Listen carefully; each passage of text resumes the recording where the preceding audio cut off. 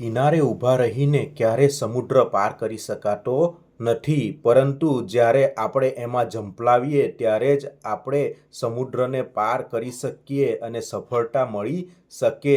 તો આપણે આને માટે વાત કરીએ કે એક રાજાને એક બીજા રાજા તરફથી ભેટ સોગાદો મળ્યા અને તેમાં તેમને બે બાજ, સુંદર બાજ મળ્યા અને એક બાજ ઊંચી ઊંચી ઉડાનો ભરતું હતું, જ્યારે બીજું બાજ ઝાડ પર જ બેસી રહેતું હતું, ઉડાન ભરતું ન હતું. રાજાએ ઘણા વૈદ્યોને બતાવ્યું, છતાં પણ એ ઉડાન ભરતું ન હતું. છેવટે એ ખેડૂતે રાજાને કીધું કે હું આને માટે પ્રયાસ કરી જોઉં, અને રાજાએ કીધું સારું.